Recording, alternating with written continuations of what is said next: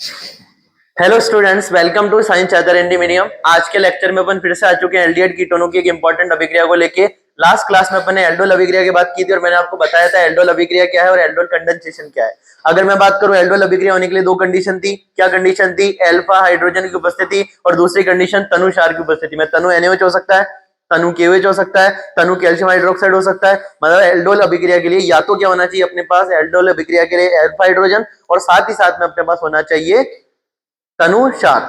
तो वहां पे एल्डोल अभिक्रिया को डिस्कस किया था। मैंने कहा अगर तनु NaOH और साथ में सिर्फ तनु NaOH हो तो एल्डोल अभिक्रिया, तनु NaOH और साथ में हीट हो तो एल्डोल कंडेंसेशन अभिक्रिया। ये सारी बातें अपन ने लास्ट क्लास में डिस्कस की थी। आज अपन फिर से आ चुके हैं इंपॉर्टेंट अभिक्रिया को लेकर। नाम है उसका कैनिजारो। क्या नाम है? कैनिजारो अभिक्रिया। देखो अगर मैं बोलूं ना इंपॉर्टेंट रिएक्शन की तो एल्डोल और कैनिजारो ये बहुत इंपॉर्टेंट रिएक्शन है और हो सकता है तुमको इस बार एग्जाम में देखने को मिले। एक है एल्डोल, एक है कैनिजारो। अभी अपन पढ़ने वाले कैनिजारो के बारे में। यहाँ पे अपन लास्ट के अंदर डिफरेंशिएट भी करेंगे कि एल्डोल और कैनिजारो में क्या डिफरेंस है। तो कैनिजारो की बात करते हैं। कैनिजारो अभिक्रिया क्या होती है? तो फर्स्ट लाइन अपन ने लिखी है, वो एल्डिहाइड जिनके पास अल्फा हाइड्रोजन नहीं होता है वो कैनिजारो अभिक्रिया देते हैं। क्या बोला मैंने? वो एल्डिहाइड जिनके पास अल्फा हाइड्रोजन नहीं होते हैं वो कैनिजारो अभिक्रिया देते हैं। एल्डोल के लिए क्या लिखा था? वो एल्डिहाइड जिनके पास अल्फा हाइड्रोजन होते हैं वो कैनिजारो अभिक्रिया देते हैं। अब वापस आप लोगों को एक्सप्लेन करता हूं। अगर मैं बात करूं मेरा सबसे छोटा प्यारा सा एल्डिहाइड जिसका नाम क्या है? सबसे छोटे एल्डिहाइड का नाम फॉर्मेल्डिहाइड। क्या नाम है? फॉर्मेल्डिहाइड। अब मैंने कहा अल्फा कार्बन कैसे पहचानेंगे अपन? अल्फा कार्बन अपन कैसे पहचानेंगे? तो मैंने कहा था एल्डिहाइड से जुड़ा कार्बन क्या होता है? Alpha carbon. क्या यहाँ पे एल्डिहाइड से कोई कार्बन जुड़ा है? क्या यहाँ पे कोई अल्फा कार्बन है? अगर अल्फा कार्बन नहीं है तो अल्फा हाइड्रोजन भी नहीं होगा। तो क्या मैं कह सकता हूँ फॉर्मेल्डिहाइड के पास अल्फा हाइड्रोजन नहीं है इसलिए वो एल्डोल नहीं देता, पर कौन सी अभिक्रिया देगा? कैनिजारो देगा। समझ आ रही है बात? क्योंकि एल्डिहाइड में अल्फा कार्बन नहीं है और जिसके पास अल्फा कार्बन नहीं है उसके पास अल्फा हाइड्रोजन तो हो ही नहीं सकते। एक और मैं एग्जांपल लेता हूं। यहाँ पे एक ले रहा हूं मैं अपना बेंजल्डिहाइड। बेंजल्डिहाइड ये बेंजीन अपनी C डबल बॉन्ड OH। क्या यहाँ पे मैं बोल सकता हूँ एल्डिहाइड से जुड़ा कार्बन क्या कहलाएगा? Alpha carbon. अरे क्या यहाँ पे अल्फा कार्बन है? कि सर अल्फा कार्बन तो यहाँ पे है, पर क्या मैं कह सकता हूँ देखो इस वाले कार्बन की अगर मैं बात करूं तो दो बॉन्ड इधर बन रहे हैं, एक बॉन्ड इधर बन रहा है 3 और एक बॉन्ड इधर बन रहा है 4। कार्बन यहाँ पे 4 के 4 बॉन्ड बना रहा है। इसका मतलब कार्बन के पास कोई भी हाइड्रोजन, इसका मतलब बेंजल्डिहाइड में अल्फा हाइड्रोजन की संख्या कितनी है? 0। तो देखो बात सुनना, जैसे एक सिंपल सा क्वेश्चन अगर मेरे को फॉर्म करना हो तो मैं ये बोलूंगा बेंजल्डिहाइड एल्डोल अभिक्रिया नहीं देता है, क्यों? समझाइए। तो अपने को लिखना है बेंजल्डिहाइड एल्डोल अभिक्रिया इसलिए नहीं देता क्योंकि बेंजल्डिहाइड के पास अल्फा कार्बन तो है पर अल्फा कार्बन के पास अल्फा हाइड्रोजन नहीं है। अब कोई बोले कि बेंजल्डिहाइड कैनिजारो अभिक्रिया क्यों देता है, तो अपन बोलेंगे बेंजल्डिहाइड कैनिजारो अभिक्रिया इसीलिए देता है क्योंकि बेंजल्डिहाइड में अल्फा हाइड्रोजन नहीं है। और कैनिजारो अभिक्रिया देने के लिए क्या नहीं होना चाहिए? अल्फा हाइड्रोजन नहीं होना चाहिए। वो सारे एल्डिहाइड जिनके पास अल्फा हाइड्रोजन नहीं होते हैं वो कैनिजारो अभिक्रिया देते हैं। एग्जांपल मैंने ले लिया कौन सा एल्डिहाइड? फॉर्मेल्डिहाइड। उसके अलावा एक और कौन सा हो गया अपना? बेंजल्डिहाइड। क्या हो गया? बेंजल्डिहाइड। ठीक है। अब यहाँ पे देखो क्या ये मेरा फॉर्मेल्डिहाइड इसके पास अल्फा कार्बन नहीं है, अल्फा कार्बन नहीं है इस कारण अल्फा हाइड्रोजन भी नहीं है और अल्फा हाइड्रोजन नहीं है मतलब कैनिजारो अभिक्रिया देगा, कैनिजारो अभिक्रिया देगा। ठीक है। अब देखो अपन ने लास्ट क्लास में डिस्कस किया था एल्डोल अभिक्रिया में मैंने बोला था तनु क्षार होना चाहिए। यहाँ पे कौन सा क्षार है? सांद्र क्षार। डिफरेंस सुनना, देखो इनमें डिफरेंस भी मैं अपन अच्छे से क्रिएट करेंगे लास्ट में। एल्डोल अभिक्रिया में तनु NaOH था, कैनिजारो अभिक्रिया में सांद्र NaOH, मतलब सांद्र क्षार की उपस्थिति में। सांद्र समझते हो? प्योर बेस को अपन सांद्र बेस बोलेंगे। सांद्र मतलब कंसंट्रेट, कंसंट्रेट NaOH हो सकता है, कंसंट्रेट KOH हो सकता है। अब एल्डिहाइड की अभिक्रिया जब अपन किसी सांद्र क्षार की उपस्थिति में करवाते हैं तो कैनिजारो अभिक्रिया शो होती है, अल्फा हाइड्रोजन नहीं होना चाहिए। और यहाँ पे जो अभिक्रिया अपने को देखने को मिलती है वो एक प्रकार की विषमानुपातन रेडॉक्स अभिक्रिया। कौन सी अभिक्रिया? विषमानुपातन रेडॉक्स अभिक्रिया है। विषमानुपातन को बहुत सारे लोग या बहुत सारी किताबें असमानुपातन भी बोलती है। हिंदी में विषमानुपातन भी है, असमानुपातन भी है। इंग्लिश में एक ही नाम है डिस्प्रपोर्शनेशन। क्या नाम है? डिस्प्रपोर्शनेशन। अब इस अभिक्रिया की अगर मैं बात करूं तो मैंने 11th क्लास में आपको रेडॉक्स अभिक्रिया में सबसे पहले ये कहानी सुनाई थी। 4 प्रकार की रेडॉक्स रिएक्शन होती थी, इंटरमोलिकुलर, इंट्रामोलिकुलर, अंतराणु, अंतरणु। उसके अलावा डिस्प्रपोर्शनेशन विषमानुपातन या समानुपातन और विषमानुपातन की उल्टी कॉम्प्रपोर्शनेशन। अगर बातें थोड़ी बहुत याद आती हो कि हाँ सर किसी जमाने में आपने हमको सुनाई थी, रेडॉक्स अभिक्रिया चैप्टर पर डिस्कस किया था, जो बच्चे 11th में पढ़ रखे हैं उनको ये बात समझ आती होगी। ठीक है। एक बार बता देता हूँ विषमानुपातन अभिक्रिया क्या होती है। अगर मैं बात करूं मैंने 2 मोल ले लिए कॉपर +1 के। दो क्या ले लिए मैंने? कॉपर +1। कॉपर +1 की से उत्पाद एक तो बना कॉपर +2 और एक बना कॉपर 0। यहाँ पे एक चीज नोटिस करो कि कॉपर के कितने मोल है, यहाँ पे 2 मोल है। कॉपर एक बार +1 से किसमें जा रहा है, +2 में। इस अभिक्रिया को अपन क्या बोलेंगे, ऑक्सीडेशन। क्या बोलेंगे, कॉपर +1 किसमें जा रहा है, कॉपर 0 में। मैंने कहा सिंगल एटम पे, अगर कोई सिंगल एटम पे यहाँ पे कोई चार्ज नहीं है तो यहाँ पे ऑक्सीडेशन नंबर कितना होगा, 0। तो +1 से 0 में जाना क्या कहलाता है, रिडक्शन। रिडक्शन को अपन क्या बोलते हैं, अपचयन। रिडक्शन को क्या बोलते हैं, अपचयन। ऑक्सीडेशन को क्या बोलते हैं, ऑक्सीकरण। अब परिभाषा सुनना, वह रेडॉक्स अभिक्रिया जिसमें एक ही अणु में उपस्थित एक ही परमाणु का ऑक्सीकरण और उसी परमाणु का क्या होता है, अपचयन। मतलब एक ही एटम का ऑक्सीकरण और उसी एटम का रिडक्शन, उसको अपन क्या बोल देते हैं, विषमानुपातन या असमानुपातन। इंग्लिश में एक ही नाम है, डिस्प्रपोर्शनेशन। जैसे जैसे आप जैसे 12th पास करोगे तो आप जहाँ पे भी कॉलेज वगैरह में या जिस भी फील्ड में जाओगे तो आपको एहसास होगा अच्छी किताबें इंग्लिश में ही देखने को मिल रही है। इंग्लिश में पढ़ने की एक और बात है, मतलब बहुत सारे हिंदी में ना बहुत सारे शब्द है पर इंग्लिश में बहुत लिमिटेड शब्द होते हैं अपने पास। अब जैसे डिस्प्रपोर्शनेशन ही बोलते हैं, अब हिंदी में इसका विषमानुपातन भी बोल देते हैं, असमानुपातन भी बोल देते हैं। ध्यान रहेगी बात, ठीक है। स्टार्ट करते हैं। देखो आगे अगर मैं बात करूं यहाँ पे, क्योंकि अपन ये नहीं पढ़ रहे, ये तो अपन ने डी एंड एफ के अंदर पढ़ी थी, ठीक है ना, डी एंड एफ में कि कॉपर +1 जलीय माध्यम में विषमानुपातन अभिक्रिया प्रदर्शित करता है। इंपॉर्टेंट क्वेश्चन है डी एंड एफ का, ध्यान रखना। अभी मैं कह रहा हूं, अभी अपन क्योंकि एल्डिहाइड पढ़ रहे हैं तो मैंने कहा यहाँ पे कितने एल्डिहाइड थे मेरे पास, 2 मोल एल्डिहाइड ले लिए मैंने। एक एल्डिहाइड का ऑक्सीकरण होकर उसने क्या बना दिया, कार्बोक्सिलिक अम्ल का लवण। कार्बोक्सिलिक अम्ल का लवण। और एक एल्डिहाइड किसमें अपचित हो गया, एल्कोहल। अपने को पता है एल्डिहाइड अपचित होकर क्या देते हैं, एल्कोहल। और कौन सा alcohol, 1 degree alcohol. Very good. Ketone के अपचयन से 2 डिग्री एल्कोहल, ये बातें अपन ने कर रखी है। तो एक एल्डिहाइड का ऑक्सीकरण होता है और वो बनाता है कार्बोक्सिलिक अम्ल का लवण, और एक एल्डिहाइड अपचित होकर बनाता है एल्कोहल। अब यहाँ पे कार्बोक्सिलिक अम्ल का लवण सुनना एक बार ध्यान से, ये मेरा कार्बोक्सिलिक अम्ल था, RC double bond OH, general formula लिखा है मैंने। ये क्या है मेरा, कार्बोक्सिलिक अम्ल। ये क्या है, कार्बोक्सिलिक अम्ल। इसकी अभिक्रिया में किससे करवा रहा हूँ, क्षार के साथ में। क्षार क्या ले लिया मैंने, NaOH। क्षार क्या ले लिया, अम्ल क्या ले लिया, कार्बोक्सिलिक अम्ल। अब तुमको पता है क्षार में Na+ और OH-, अम्ल में H+ और ये पूरी कंपोनेंट, ये जो पूरी स्पीशीज है O-। धन्यवाद। अब मैंने लास्ट क्लास में भी आपको एक बात बोली थी, लास्ट क्लास में कि जब जब अम्ल और क्षार की अभिक्रिया होती है तो क्या बनता है, लवण और जल। अरे ये अभिक्रिया 10th क्लास में आपने सबसे पहले सुनी थी, नाम था उदासीनीकरण अभिक्रिया। उसके एग्जाम्पल्स है सारे, 12th में भी आ गए, तब भी वो रिएक्शन चल रही है। ये एक टाइप की कौन सी रिएक्शन है, न्यूट्रलाइजेशन रिएक्शन, उदासीनीकरण अभिक्रिया। तो देखो तुमको बस एक बात बता रहा हूँ, जो अपन ने उदासीनीकरण पढ़ा ना, वो एक मैकेनिज्म थी, उसके ढेरों एग्जाम्पल है अपने पास। और जो सबसे पहला एग्जाम्पल तुम्हारे टीचर ने या तुम्हारे मास्टर ने जो तुमको याद करवाया था, होता है HCl + NaOH और NaCl + वाटर, जिसको आप बहुत अच्छे से याद कर लेते थे। अगर मैं बात करूं, एक और लाइन जो मैं हमेशा बोला करता हूं कि जब जब लवण बनता है तो लवण बनने के दौरान क्षार से क्या निकल के आता है, पॉजिटिव पार्ट, और अम्ल से क्या निकल के आता है, नेगेटिव पार्ट, है ना। अम्ल से नेगेटिव पार्ट, क्षार से पॉजिटिव पार्ट। तो देखो RC डबल बॉन्ड O-, इसके बगल में कौन आके बैठ गया, Na+। पीछे क्या बचा, H+ और OH- को अपन क्या बोलेंगे, वाटर बोलेंगे। तो ये H2। समझ आई क्या बात। तो क्या लवण बन गया। अब इस लवण को मैं क्या बोलूंगा, इसको मैं बोलूंगा ये किसका लवण है, ये कार्बोक्सिलिक अम्ल का लवण है। किसका लवण है, कार्बोक्सिलिक अम्ल का लवण है।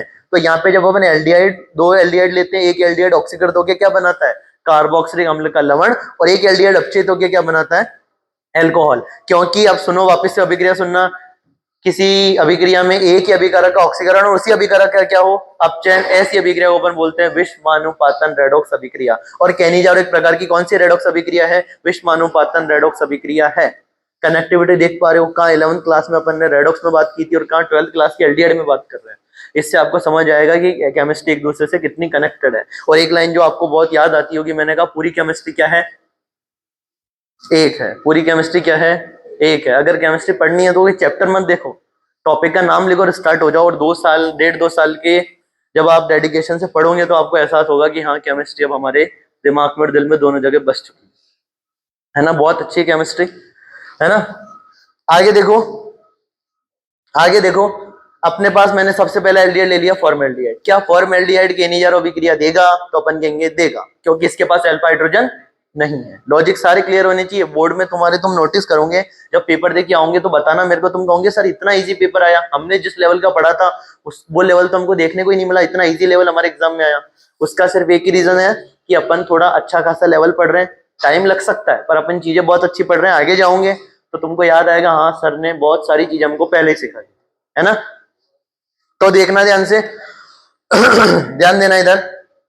फॉर्मेल्डिहाइड की अपन रिएक्शन करवा रहे हैं। अब अपने को देखो सिंपल सी बात पता है, फॉर्मेल्डिहाइड, फॉर्मेल्डिहाइड क्या बनाएगा, देखो कार्बोक्सिलिक अम्ल का लवण, ध्यान देना इधर बच्चों, इधर ध्यान देना।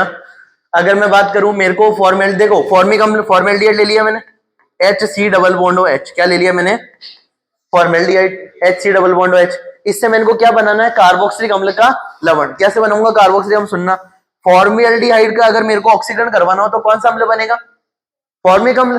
तो पहले मैंने क्या करा, फॉर्मिक अम्ल बना दिया, H C double bond O H. अरे इन दोनों के बीच में ऑक्सीजन ऐड हो गई, ऑक्सीकरण हो गया ना, एल्डिहाइड के ऑक्सीकरण से क्या मिल गया मेरे को, कार्बोक्सिलिक अम्ल मिल गया। और यहाँ पे कार्बोक्सिलिक अम्ल को मैं क्या बोलूंगा, फॉर्मिक अम्ल बोलूंगा।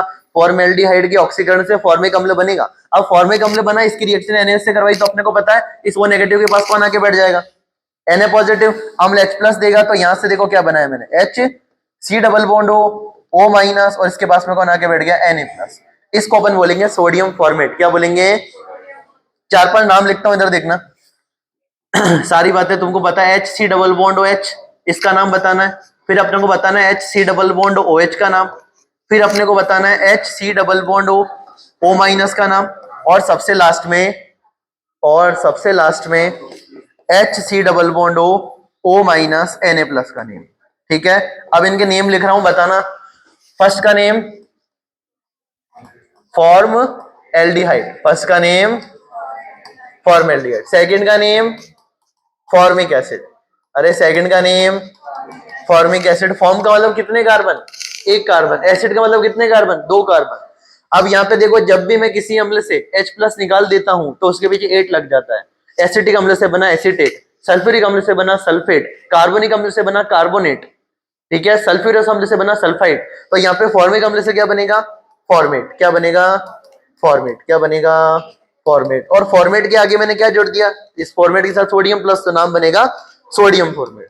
क्या बनेगा, सोडियम फॉर्मेट। कोई कंफ्यूजन किसी को, तो यहाँ पे क्या बन गया, सोडियम फॉर्मेट। और साथ में ये जो एल्डिहाइड है इसके अपचयन से क्या बनेगा, एल्कोहल। और कौन सा एल्कोहल, 1 डिग्री एल्कोहल। कौन सा एल्कोहल, 1 डिग्री एल्कोहल। बात समझ आई, रिएक्शन आसान है बहुत ज्यादा। तो वापस से देख लो, पूरी रिएक्शन अपन लिख लेते हैं। ये मेरा फॉर्मेल्डिहाइड का 1 मोल और ये मेरा फॉर्मेल्डिहाइड का 2 मोल। जब मैं इसकी रिएक्शन किससे करवाता हूं, सांद्र NaOH से। और सांद्र NaOH कहने जा रहा हूं अभिक्रिया की कंडीशन है, और अल्फा हाइड्रोजन नहीं है तो एक तो मैं बना दूंगा कार्बोक्सिलिक अम्ल का लवण, तो O माइनस Na प्लस। और इसका जब मैं अपचयन करवाऊंगा तो क्या बनेगा, एल्कोहल। एक कार्बन वाला एल्डिहाइड से एक कार्बन वाला एल्कोहल, CH3। तो ये तो हो गया अपचयन और ये हो गया मेरा ऑक्सीकरण। ऐसी अभिक्रिया जिसमें ऑक्सीकरण अपचयन एक ही परमाणु का होता है या एक ही कंपाउंड का होता है उसको अपन विषमानुपातन रेडॉक्स अभिक्रिया कहते हैं। धन्यवाद, चले आगे। हाँ, तो आगे देखो, मैंने यहाँ पे बात लिखी है कि पहले जो है ना फॉर्मिक अम्ल, जो अपना फॉर्मेल्डिहाइड है वो पहले फॉर्मिक अम्ल बनाता है। फॉर्मिक अम्ल NaOH के साथ में कौन सी अभिक्रिया कर रहा है यहाँ पे, अम्ल क्षार उदासीनीकरण अभिक्रिया।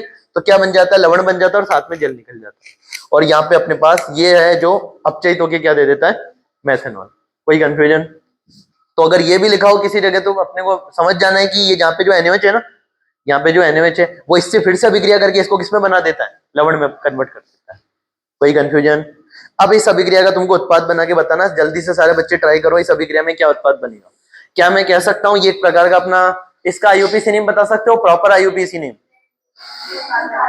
Benzene carbaldehyde. अब देखो, मान लो तुम्हारे बोर्ड में, अगर मान लो तुम्हारे बोर्ड में बेंजीन कार्बेल्डिहाइड ऑप्शन में ही ना हो, सिर्फ बेंजील्डिहाइड ही हो, तो वही आंसर टिक करके आना। वहां पे मत लिख देना कि हमारे सर ने कह रखा है कि इसका IUPAC नेम तो बेंजीन कार्बेल्डिहाइड होता है। ऑप्शन के अकॉर्डिंग चलना है अपने को, है ना। और अगर मान लो 1 मार्क्स का क्वेश्चन है तो दोनों लिख देना, बेंजीन कार्बेल्डिहाइड मोर करेक्ट और बेंजील्डिहाइड भी लिख देना, ठीक है। जल्दी करो, अरे प्रोडक्ट बना दो जल्दी से, इसके जल्दी प्रोडक्ट बना दो, कॉपी वगैरह निकालो, कॉपी निकालो, प्रोडक्ट बनाओ। जो बच्चे हमको देख रहे हैं वो भी कॉपी निकाल के ट्राई करो। देखो, जो बच्चे ऑनलाइन देख रहे हैं ना वो क्या कर सकते हैं, साथ में कॉपी लेके बैठा करो, वीडियो को रोक दिया करो, जो भी मैंने लिखा है ना आप उसको नोट कर लिया करो अच्छे से, ठीक है, ताकि आपके नोट्स अच्छे से प्रिपेयर हो सके। क्योंकि जितने अच्छे से नोट्स बनाओगे उतना अच्छे से पढ़ोगे, और जितना अच्छे से पढ़ोगे उतने अच्छे मार्क्स आएंगे।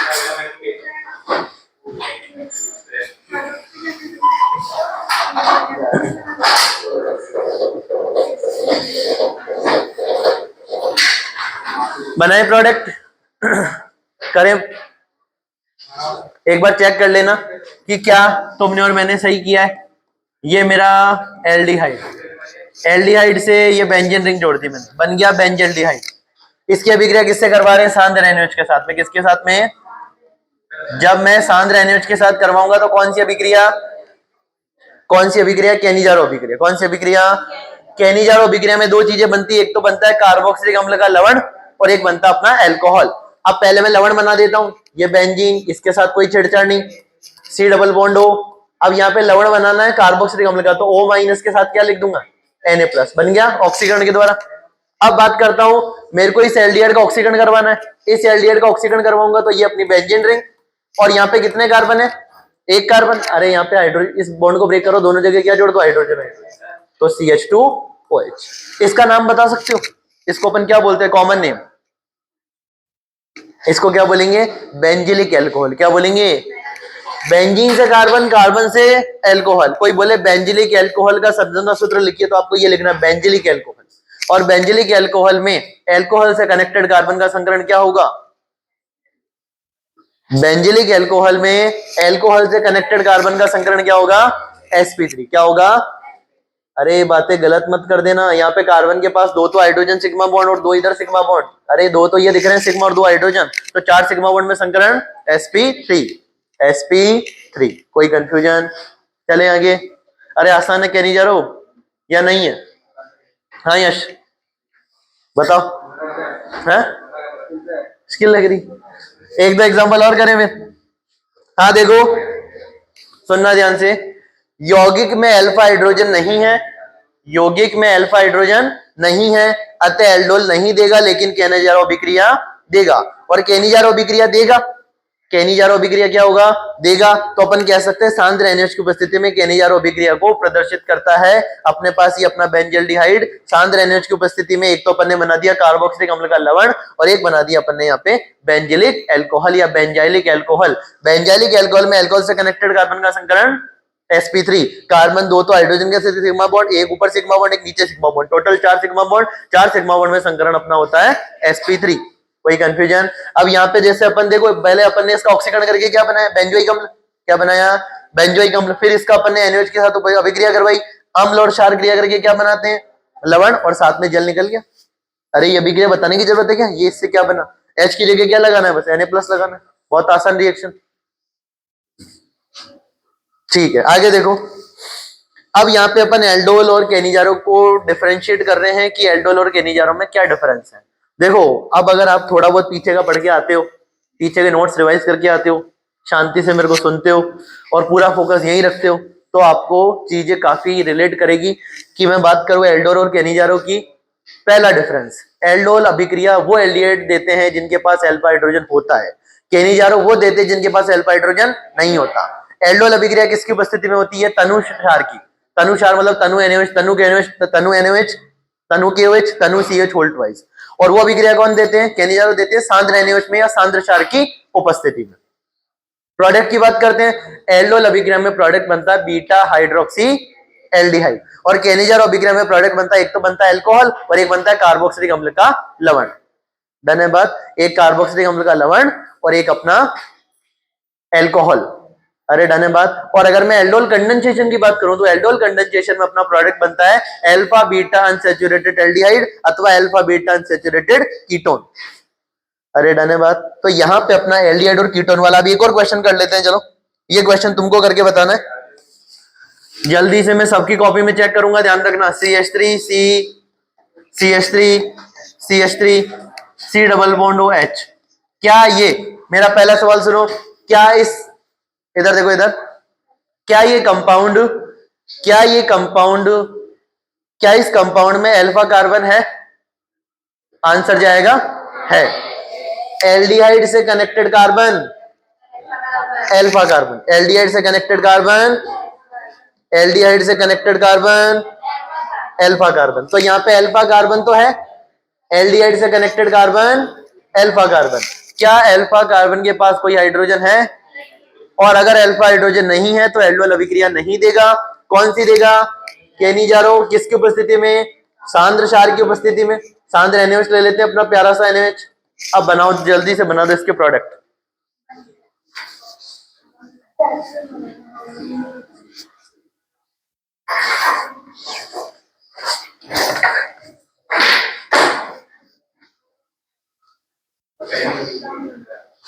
अरे बन गया क्या? कॉपी वगैरह में जल्दी से सॉल्व करो मेरे प्यारे बच्चों, जो मेरे को देख रहे हो वो भी, और जो यहाँ पे सामने देख रहे हो वो भी।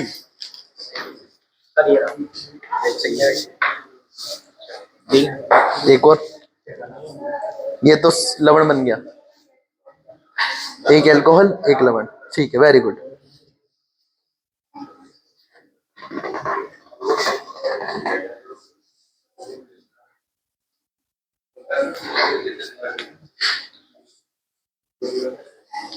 वेरी गुड, शानदार। H2 है ना? हाँ बताओ जल्दी जल्दी जल्दी। यहाँ पे एक और हाइड्रोजन लगेंगे ना, CH2H। हाँ अब सही, ठीक है। टीना देखो कैसे बनेगा, जल्दी बताओ, उसको सिखाओ टीना। हाँ नाम भी लिख सकते हैं, ये तो अपना वो लवण है, या इसमें इसका नेम लिखेंगे 1 2 3 नंबरिंग का। हाँ देखना इधर देखो, कंपाउंड की बात करते हैं, सारे बच्चे अपना आंसर चेक करना। यहाँ पे बात करें अपन तो क्या क्या बनता है, केनिजार और अभिक्रिया में दो उत्पाद बनते हैं, एक बनता है कार्बोक्सिलिक अम्ल का लवण और एक बनता है एल्कोहल। तो यहाँ पे मैंने कहा पहले लवण बना देते कार्बोक्सिलिक अम्ल का, CH3 CH3 CH3 C। अब यहाँ पे अपन बोल सकते हैं, देखो सुनना ध्यान से, C double bond O minus Na+। अरे बन गया कार्बोक्सिलिक अम्ल का लवण, अरे बन गया क्या कार्बोक्सिलिक अम्ल का लवण, बन गया। आगे देखो, अपने को अपचयन करवाना है, एक अभी क्या करवाए ऑक्सीकरण, अब क्या करवा देंगे अपचयन। तो अपने को बस अपने को एक पाई बॉन्ड ब्रेक करके दो सिग्मा बॉन्ड बनाने और हाइड्रोजन जोड़ना है। तो CH3 C CH3 CH3 CH2 और OH। समझ आ गई बात? अरे ध्यान देना इधर सारे बच्चे, इस कंपाउंड के पास कोई भी अल्फा हाइड्रोजन नहीं है। कौन सी अभिक्रिया देगा, कौन सी अभिक्रिया देगा, केनिजारो अभिक्रिया देगा। और केनिजारो अभिक्रिया देगा किसकी उपस्थिति में, कंसंट्रेट NaOH सांद्र NaOH की उपस्थिति में देगा। एक बनेगा कार्बोक्सिलिक अम्ल का लवण और एक बनेगा अपना एल्कोहल। क्या बनेगा, एल्कोहल। यहाँ पे अपनी केनिजारो अभिक्रिया खत्म होती है और यहाँ पे अपना चैप्टर का एक बहुत ही बड़ा पार्ट, चैप्टर का अपना नेम था एल्डिहाइड कीटोन कार्बोक्सिलिक अम्ल, यहाँ पे अब खत्म कर रहे हैं एल्डिहाइड और कीटोनों को। अब अपन क्या पढ़ने वाले, लास्ट पार्ट इस चैप्टर का जिसका नाम है कार्बोक्सिलिक अम्ल। देखो अपन क्या क्या पढ़े, अपन ने हेलो एल्केन पढ़ा, हेलो एरिन पढ़ा, एल्कोहल पढ़ा, फिर फिनोल पढ़ा, फिर ईथर पढ़ा, फिर अपन ने क्या क्या पढ़ लिया, एल्डिहाइड पढ़ लिया, कीटोन पढ़ लिया। अब अपन क्या पढ़ने वाले हैं, कार्बोक्सिलिक अम्ल। और जैसे कार्बोक्सिलिक अम्ल को खत्म करेंगे अपन क्या स्टार्ट करने वाले, एमीन स्टार्ट करने वाले। फिर अपन एमीन खत्म करेंगे और फिर अपना लास्ट छोटा सा चैप्टर बायोमोलिक्यूल। बायोमोलिक्यूल का इस इनसे इतना खास कुछ करेक्शन है नहीं, वही अपने जैसे उसमें थ्योरी भी, थ्योरेटिकल पोर्शन भी है, स्ट्रक्चर वगैरह भी है, तो सारी बातें अपन करेंगे, ठीक है। तो अभी अपने को अब क्या पढ़ना है, कार्बोक्सिलिक अम्ल। अरे डन है यहाँ तक की बात, स्टार्ट करें कार्बोक्सिलिक अम्ल पढ़ना। स्टार्ट करते हैं अपन कार्बोक्सिलिक अम्ल वाला पोर्शन। ध्यान देना है सारे बच्चों को, सबको पता है कार्बोक्सिलिक अम्ल RC डबल बॉन्ड OH क्रियात्मक समूह से अगर मैं बात करूं, क्या मैं ऐसे बोल सकता हूं मेरा कार्बोक्सिलिक अम्ल मेरे 12 क्रियात्मक समूहों में सबसे सीनियर है? अगर बात करूं सीनियरिटी ऑर्डर की, तो कार्बोक्सिलिक अम्ल सबसे सीनियर फंक्शनल ग्रुप है। कार्बोक्सिलिक अम्ल की बात कर रहे हैं, RC डबल बॉन्ड OH है ना, या RCOOH, जिसको अपन कार्बोक्सिलिक अम्ल बोलते हैं। फंक्शनल ग्रुप का ये फॉर्मूला है। R ग्रुप यहाँ पे कुछ भी हो सकता है, एक कार्बन वाला भी हो सकता है, दो का भी हो सकता है, यहाँ पे फेनिल ग्रुप भी हो सकता है, कुछ भी हो सकता है। कार्बोक्सिलिक अम्ल के लिए 2 डिग्री सफिक्स क्या होगा, ओइक एसिड। कार्बोक्सिलिक अम्ल में 2 डिग्री सफिक्स क्या होता है, ओइक अम्ल होता है।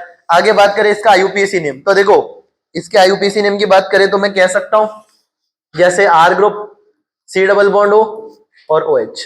यहाँ पे जितने कार्बन होंगे उसको अपन एल्केन बोलेंगे। एल्केन का क्या ले लिया मैंने, एल्क। क्या ले लिया, एल्क। और यहाँ पे हर जगह सिंगल बॉन्ड है इस डब्बे में, तो एल्केन का इन, एल्केन का इन। और कार्बोक्सिलिक अम्ल में आखिर में क्या लगता है, ओइक एसिड। क्या लगता है, ओइक एसिड। और मेरे को पता है अगर मेरे किसी 2 डिग्री सफिक्स का first letter A E I O U में से कोई हो तो मेरे 1 डिग्री सफिक्स का लास्ट लेटर जो ई है वो क्या हो जाता है, रिमूव हो जाता है। तो नाम बन गया एल्केनोइक एसिड। क्या बन गया, एल्केनोइक एसिड। अब जल्दी से मेरे को बता दो, एल्क किसको बताता है, वर्ड रूट को, किसको, एन किसको बताता है, 1 डिग्री सफिक्स को, और ओइक किसको बताता है, 2 डिग्री सफिक्स। किसको बताता है, 2 डिग्री सफिक्स को। जान रहेगी बात, ठीक है। तो अपन ने ओइक एसिड जोड़ा, नाम बन गया एल्केनोइक एसिड। नाम क्या बन गया, एल्केनोइक एसिड। कोई कंफ्यूजन। कार्बोक्सिलिक एसिड सबसे सीनियर फंक्शनल ग्रुप है, अभी अभी मैंने बोला आपको, R C double bond O single bond O H सबसे सीनियर फंक्शनल ग्रुप है। अगर किसी ऑर्गेनिक कंपाउंड में मेरा कार्बोक्सिलिक अम्ल है तो मैं नंबरिंग उधर से शुरू करूंगा जिधर से मेरे कार्बोक्सिलिक अम्ल को नंबर 1 मिले। क्या मिले, नंबर 1 मिले। कार्बोक्सिलिक अम्ल में नंबरिंग करते समय ध्यान देना, कार्बोक्सिलिक अम्ल में नंबरिंग करते समय इस बात का ध्यान रखा जाता है कि कार्बोक्सिलिक अम्ल के कार्बन को नंबर 1 मिले। यहाँ पे जब वो नंबरिंग करेंगे तो मेरा ये कार्बोक्सिलिक अम्ल का कार्बन है, उसको मैंने नंबर क्या दिया, 1, उसके पास वाले को क्या दिया, 2 दिया। धन्यवाद। अब अपन छोटा सा, सबसे छोटा अपना कार्बोक्सिलिक अम्ल 1 कार्बन वाला इधर से स्टार्ट करते हैं। यहाँ पे 1 ही कार्बन है तो नंबरिंग किसको दूंगा, कार्बन को दूंगा। 1 कार्बन को अपन क्या बोलेंगे, मैथ बोलेंगे। एल्केन में क्या लगाएंगे, एन, और कार्बोक्सिलिक अम्ल में आकर में ओइक एसिड। तो नाम बन गया मेथेनोइक या मिथेनोइक एसिड। ठीक है, मिथेनोइक एसिड। इसका कॉमन नेम होता है formic acid. Common name, 1 carbon वाले को फॉर्मिक एसिड, 2 कार्बन वाले को एसिडिक एसिड। एसिड बताता है 2 कार्बन को, फॉर्म बताता है 1 कार्बन को। तो कॉमन नेम इसका फॉर्मिक एसिड, इसका एसिडिक एसिड। आईयूपीएसी ने मिथेनोइक एसिड और इथेनोइक या मेथेनोइक और एथेनोइक अम्ल। मैंने यहां तक की बात, ठीक है। अब सुनते जाना आगे बात। 6 अपन अम्ल डिस्कस करें और 6 अम्ल तुमको एक बार में याद होने वाले हैं। यहाँ पे छोटा सा कॉन्सेप्ट, छोटी सी ट्रिक टेक्निक, कुछ भी समझ लो इसको। अभी अपन डिस्कस कर रहे हैं कुछ कॉमन नेम्स। कौन कौन से कॉमन आईयूपीएसी हम लिखेंगे कॉमन नेम। पहला ऑक्जेलिक अम्ल, जरूर आपने 10th क्लास में सुना होगा ऑक्जेलिक अम्ल के बारे में। ऑक्जेनिक अम्ल, मेलोनिक अम्ल, सक्सेनिक अम्ल, ग्लूटेरिक अम्ल, एडिपिक अम्ल और पिमेलिक अम्ल। ठीक है, ये सारे कुछ नेम है। Oxalic, malonic, succinic, glutaric, adipic और पिमेलिक अम्ल। इसको OMSGAP से याद रखो, OMS gap. OMSGAP, OMS gap, OMS gap. ठीक है, OMSGAP। कि सर इसको क्यों ओम्स गैप करके क्यों याद करवा रहे हो, तो देखो सिंपल सी एक बात बताता हूं। मैंने लिखा OMSGAP, ओ से क्या याद रखोगे, 0। ओ से क्या याद रह जाएगा, उसके बाद में नंबरिंग आती है सबको, 0 1 2 3 4 5। इनको मैंने क्या बोला, ये n, ये क्या है n, ये क्या है n। O के लिए n की वैल्यू, M के लिए, S के लिए, G के लिए, A के लिए, P के लिए 5। अब यहाँ पे अपन एक छोटा सा स्ट्रक्चर फॉर्म कर दिए, COOH, नीचे भी COOH और बीच में CH2। CH2 के नंबर कितने, n। अगर मैं n की जगह 0 रखूंगा तो कौन सा अम्ल बन गया, 1 रखूंगा तो, 2 रखूंगा तो, 4, 3 रखूंगा तो, 4 रखूंगा तो एडिपिक और 5 रखूंगा तो पिमेलिक। समझ रहे हो बात। अब यहाँ पे देखो अपन इनके स्ट्रक्चर फॉर्म करते हैं। जैसे मैंने कहा ये COOH, CH2। अब मेरे को क्या बनाना है, मेरे को बनाना ऑक्जेलिक, तो इनकी जगह क्या रखूंगा, और तुमको पता है 0 का तो कुछ मतलब है ही नहीं, तो ये वाली चीज क्या हो गई, अरे 0 का मतलब तो कुछ नहीं है ना। 1 होता तो CH2 1 लेता, 1 होता तो CH2 कितना लेता, 1 लेता। 2 होता तो CH2 कितना लेता, 2। 0 है तो कुछ भी नहीं लूंगा। इसका मतलब अगर 2 कार्बोक्सिलिक अम्ल एक साथ जुड़े हो तो उसको अपन क्या बोलते हैं, ऑक्जेलिक अम्ल। चलो ये भी छोड़ो, तुमको एक मैंने लिगेंड याद करवाया था किसी जमाने में, ऑक्जेलेटो। क्या याद करवाया था, क्या था सुनना, ये मेरा ऑक्जेलिक अम्ल था। इसको ऐसे लिखते थे अपन वहां पे, ये मेरा ऑक्जेलिक अम्ल था। 2 कार्बोक्सिलिक अम्ल एक साथ जुड़े हैं ना, C डबल बॉन्ड OH। मैंने दोनों से हाइड्रोजन निकाल दिए। क्या निकाल दिए, तो इनके ऊपर कौन सा चार्ज, नेगेटिव चार्ज। और मैंने कहा नेगेटिव लिगेंड के नाम के पीछे क्या सफिक्स लगाते हैं अपन, O लगाते हैं। तो ऑक्जेलिक अम्ल से बनने वाले लिगेंड को मैंने क्या बोला था, ऑक्जेलेटो। और ये कौन सा लिगेंड था, एक दंतो क्या द्विदंतो, द्विदंतो। क्योंकि मैंने कहा था जब ये दोनों मेटल को लोन पे डोनेट करेंगे तो कितने एटम की रिंग बन रही है, 5 एटम की। 1 2 3 4 5, और 5 एटम की रिंग बहुत ज्यादा, मतलब 5 और 6 एटम की रिंग बहुत ज्यादा स्थायी है। डन है इतनी बात। अरे याद आता है कि ऑक्जेलेटो, इसका फॉर्मूला अपन ऐसे लिखते थे, कितने कार्बन, 2, तो C2 कितने ऑक्सीजन, 1 2 3 4, तो 4 ऑक्सीजन, और 2 पे -2 तो C2O4 -2। नाम था इसका ऑक्जेलेटो। क्या नाम था, वो इसी से बना था, ऑक्जेलिक अम्ल से। तो याद रहे की बात, ऑक्जेलिक अम्ल में दो कार्बोक्सिलिक अम्ल एक दूसरे से क्या रहते हैं, कनेक्टेड रहते हैं। अब मैंने कहा अब अपने को क्या बनाना है, मेलोनिक। तो CH2 की संख्या कितनी रख देनी है, COOH CH2 COOH, CH2 का नंबर क्या लेना है 1, मतलब एक ही CH2 है। अरे एक ही CH2, इसको अपन क्या बोलेंगे, मेलोनिक अम्ल। अब ये दो रख दू तो सक्सेनिक अम्ल, 3 रख दू तो ग्लूटारिक अम्ल, 4 रख दू तो हाँ एडिपिक अम्ल, 5 रख दू तो फेमेलिक अम्ल। अब यहां पे देखो COOH और CH2 कितने, 1 2 3 4 5 और एक अपना COOH। नेम लिख सकते हैं IUPAC इसका, 1 2 3 4 5 6 7, 7 कार्बन को क्या बोलते हैं, हेप्ट। एल्केन का एन, और 1 और 7 पे कौन है, डाइओइक एसिड, तो हेप्टेन 17 डाइओइक एसिड। ठीक है, तो इनको एक 1 बाय 1 पढ़ना स्टार्ट करते हैं। बात समझ आ गई क्या, ओम्स गैप, ओ का मतलब 0, 1 2 3 4 5 नंबरिंग कर लो, 0 1 2 3 4 5 ओम्स गैप। ओ से अपना ऑक्जेलिक, एम से अपना मेलोनिक, एस से अपना सक्सेनिक, जी से ग्लूटेरिक, ए का एडिपिक और पी से पेमेलिक। डन है। ऑक्जेलिक अम्ल में एन की वैल्यू 0, तो COOH आपस में जुड़े हुए हैं, नाम बन गया, दो कार्बन को बोलेंगे एथ, एल्केन का एन और डाइकोइक एसिड। यहां पे बताओ एल्केन का ई गायब क्यों नहीं हुआ, क्योंकि डाई का डी आ रहा है, तो नाम बन गया ethane dioic acid, ethane dioic acid. मेलोइक अम्ल में एन का मान 1, तो COH और बीच में CH2, तो नाम बन गया अपना propane 1,3 dioic acid, propane 1,3 dioic acid. कोई कंफ्यूजन। सक्सेनिक की बात करते हैं, तो सक्सेनिक में एन की वैल्यू 2, तो कितने CH2, 2 CH2, नाम लिखेंगे 4 कार्बन को ब्यूटेन 1,4 डाइओइक एसिड। अरे लिख सकते हैं। ग्लूटेरिक में एन का मान 3, तो यहाँ पे 5 कार्बन की चेन बन गई, पेंटेन 1,5 डाइओइक एसिड। अरे आसान है। एडिपिक की बात करते हैं, किसकी बात करते हैं, एडिपिक की, तो एडिपिक में एन का मान 4, तो ये CH2 4 लिख के नाम लिख दोगे ना नंबरिंग करके। पिमेलिक में एन का मान 5, पिमेलिक में एन का मान 5, तो CH2 की संख्या कितनी है 5, इसका नाम अभी अपन ने लिखा था। CH2 कितने हैं 5, और अपने को मेन कार्बन की चेन कितनी है 7 की, 7 कार्बन को बोलेंगे हेप्ट, एल्केन का एन, और 1 और 7 पे क्या है 1 और 7 पे डाइओइक एसिड। अरे समझे क्या, ठीक है, डन है इतनी बात, अरे डन है इतनी बात, डन है, ठीक है। आगे सुनो फिर मेरी एक और बात। अब यहाँ पे अपन कह रहे हैं यदि कार्बोक्सिलिक अम्ल, यदि अपना कार्बोक्सिलिक अम्ल किससे जुड़ा हो, वलय से जुड़ा हो। जैसे अपन नहीं कहते थे अगर मेरा एल्डिहाइड वलय से जुड़ा हो तो उसके लिए मैं स्पेशल सफिक्स काम में लेता था, नाम था कार्बेल्डिहाइड। क्या नाम था, कार्बेल्डिहाइड। ऐसे ही अगर मेरा बेंजोइक अम्ल वलय पे उपस्थित हो तो उसको अपन क्या बोलेंगे, उसके लिए भी अपन स्पेशल सफिक्स यूज में लेते हैं। कुछ स्पेशल सफिक्स का नाम है कार्बोक्सिलिक अम्ल। क्या है, तो कार्बोक्सिलिक अम्ल जो अपना है ना फंक्शनल ग्रुप, उसमें नाम के पीछे ओइक अम्ल भी लग सकता है और कार्बोक्सिलिक अम्ल भी लग सकता है। कि ओइक अम्ल कब लगेगा, जब अपन कार्बोक्सिलिक अम्ल के कार्बन को नंबरिंग देंगे, और कार्बोक्सिलिक अम्ल कब लगेगा, जब अपन कार्बोक्सिलिक अम्ल के कार्बन को नंबरिंग नहीं देंगे। तो यहाँ पे देखो स्पेशल सफिक्स यूज में लेते हैं, स्पेशल सफिक्स का नाम है कार्बोक्सिलिक अम्ल। क्या नाम है, कार्बोक्सिलिक अम्ल। तो यहाँ पे देखो C डबल बॉन्ड OH को ओइक एसिड ना बोल के अपन क्या बुलाएंगे, कार्बोक्सिलिक एसिड बुलाएंगे। 1 2 3 4 5 6 कार्बन। अब यहाँ पे अपने को क्योंकि वलय में है तो वलय को नंबरिंग देंगे, ऐसा नहीं वलय से बाहर आ गया या बाहर से वलय में घुस गया, ऐसा कभी भी अपने को नहीं करना।